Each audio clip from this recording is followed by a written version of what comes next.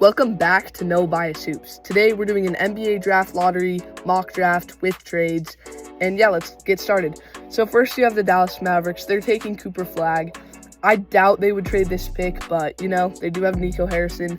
If they traded the pick, it's only going to be in a trade for like Giannis or something. Cooper Flagg is that crazy of a prospect, and it would be pretty dumb to trade him. Then you have San Antonio. And Dylan Harper's also a no-brainer here. He would go number 1 last year. He's really, really good. And I think the only way the Spurs trade this pick is for Giannis, for Joel Embiid. And that might sound crazy, but I don't think the Sixers should trade Embiid and reset. But, there's a world where the Spurs are like, we can get low on Embiid and only trade really this pick and some role players. Or Kevin Durant, and this one's far out there, but because how old Kevin Durant is. But I think there's a world where they maybe do that trade. I doubt it, but anyways, then you have the Philadelphia 76ers. I think there's more chance they trade this pick than not. Here I have Ace Bailey. I could also see Trey Johnson, not VJ Edgecombe. I don't love VJ Edgecombe, honestly. I feel like he's just your average, small, skinny, small forward that comes into the NBA, and then he's okay. He could be really good, but he could also just end up like Cody Williams, because he has a very similar archetype to Cody Williams. But the trade here, they're going to trade it to Utah with Paul George for Lauri Markkanen. And this trade is great for the Sixers because at this point in time, Lauri Markkanen is better than Paul George. He didn't have the most insane numbers last season, but that's just because the Jazz were trying to lose. They were not playing him very much. He was always injured, but he wasn't actually injured. And they get off Paul George's contract, which is just an insane sweetener. And yes, this pick is valuable, but from 1 and 2, 3 is a pretty big drop. I see the Jazz taking Ace Bailey here, because I think it's almost a done deal that the Hornets would take VJ Edgecombe. So at 5, Utah would still get Trey Johnson. So at 4, yes, I see Charlotte taking VJ Edgecombe. It's kind of the best fit there. Then they could have LaMelo, Brandon Miller, VJ Edgecombe, Mark Williams, maybe Tajon Salon takes a jump. They have Miles Bridges still. And I think we're going to see the Hornets make the playoffs next season because of how bad the East is. And it's due time. They're going to need to start buying soon. They don't have much of a fan base after all this. And they need to, even though LaMelo Ball is kind of injury prone, they need to maximize his career while they can. Then at the Jazz, take Trey Johnson. I don't think they would trade this pick unless they could trade up. Then they could have a good backcourt of Keontae George, Isaiah Collier, Ace Bailey, Trey Johnson. Then you have the Wizards. I see them taking Jeremiah Fears. Really, the Wizards don't need to be thinking about fit or anything because they don't really have that core yet. They have a few solid young players like Alex Sarr, but Jeremiah Fears would be the best player available here. He's kind of a DeJounte Murray type player, and he's really, really good. So that would be a great pick for Washington.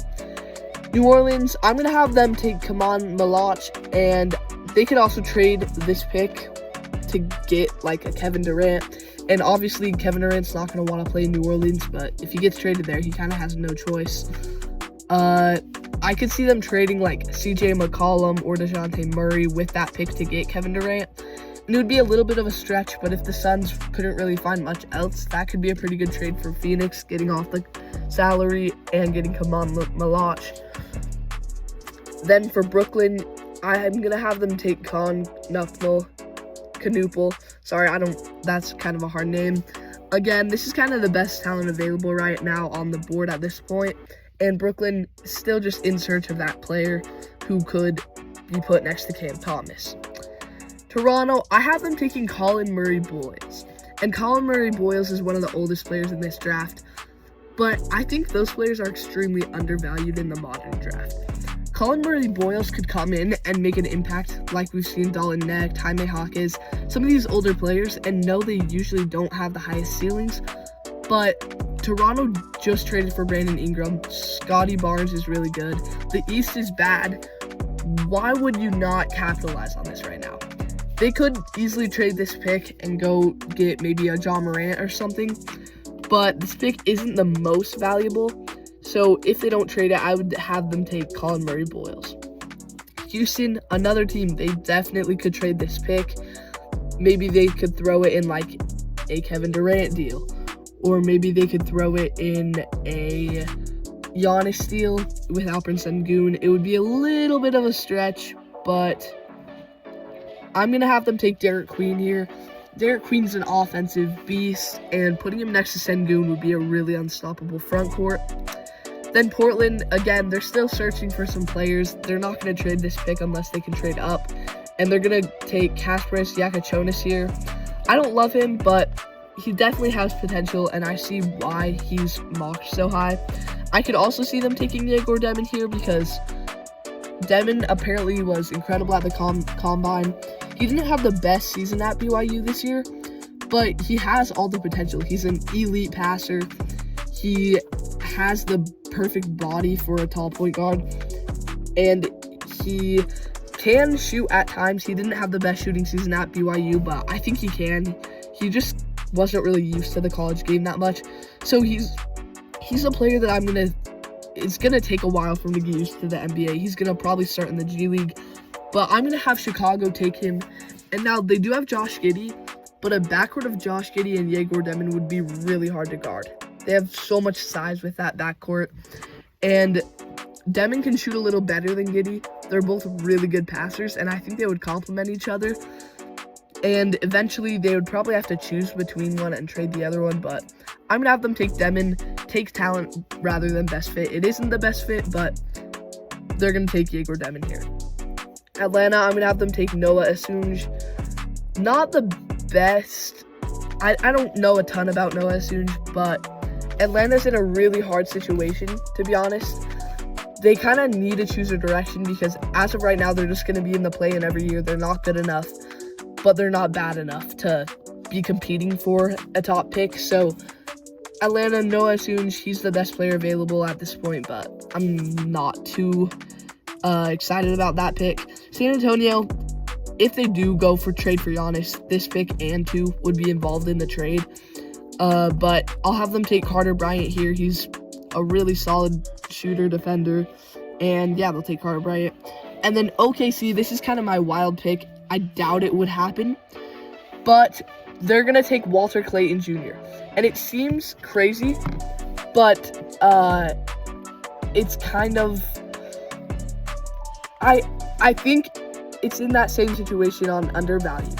The Thunder don't need any more like pieces around Shai Gilgeous-Alexander. They just need role players. And picking Walter Clayton Jr. is kind of a low risk thing because there's some players that could become something past this, and I'm sure there will be a few players, maybe even all-star at 15 or past 15, and Walter Clayton Jr. might not be that.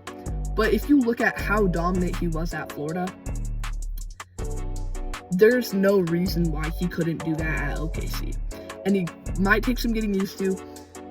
Usually people have him mocked in the second round, but I don't see it. It doesn't seem right. Just because a player's old and they've played college all their eligibility, that doesn't mean that they don't have potential anymore. And honestly, it might mean that they're more ready to play in the NBA. So I have them taking Walter Clayton Jr. here. Highly doubt it would happen, but I think that's what they should do. They'd also maybe look at a Janai Broom, but he's a little too injury prone for me. So let me know what you think about those picks and where you think people should be mocked. I'm going to be making another video about 16 through 30 tomorrow or Wednesday. So stay updated, like, subscribe, and thank you for watching. See you next time on No Bias Hoops.